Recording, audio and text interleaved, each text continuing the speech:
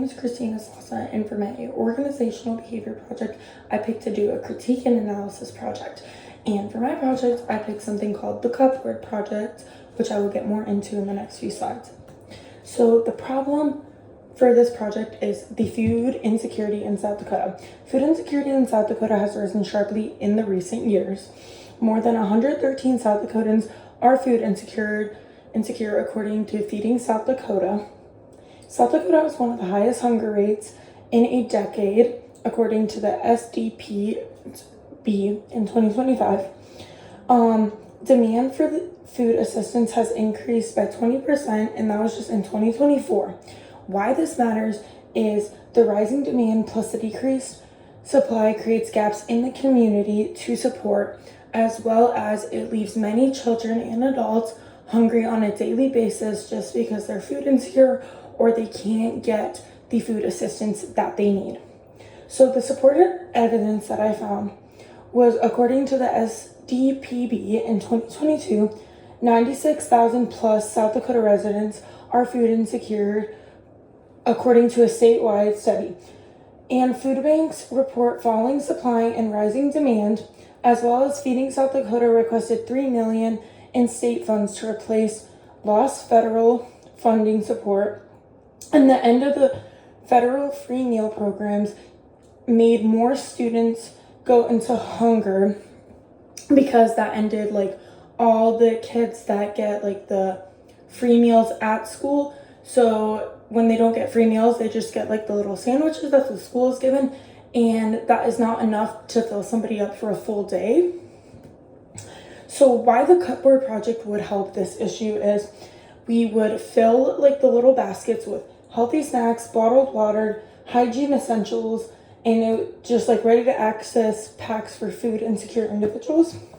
And some supported evidence that I found was Feeding South Dakota shows the need for supplemental food access, especially because the food pantries cannot meet the current demands needed alone, and that was in the 2022 annual report.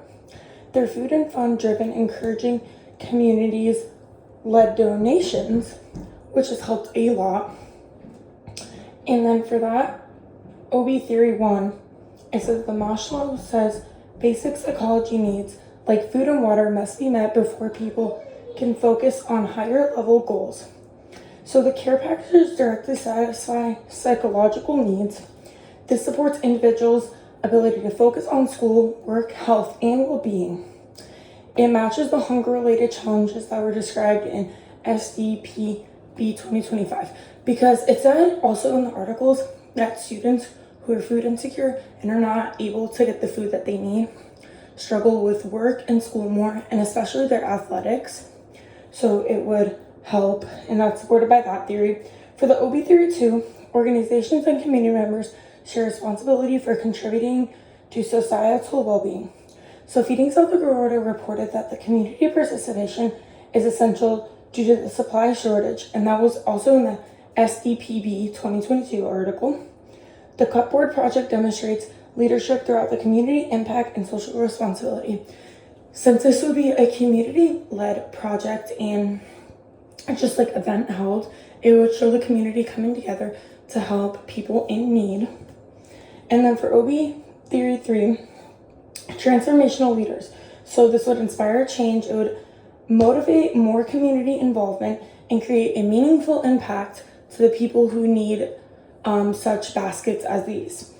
Okay, so this will demonstrate inspirational motivation by highlighting the real hunger statistics and encouraging more involvement with communities, or just for kids in general and adults who need these baskets. So the project plan would basically be, it would all start with donation-led stuff. So that's how it would help with community involvement.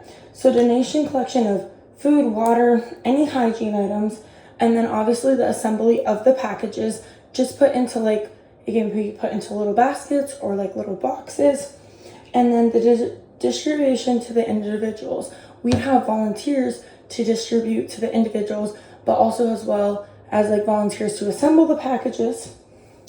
And then we take documentations and surveys from people. It could be optional just to see how this project is helping them, and how it's just helping their daily needs and if it's getting them the things they need, and just to get the feedback to see if we need to add stuff, if we don't need to add stuff.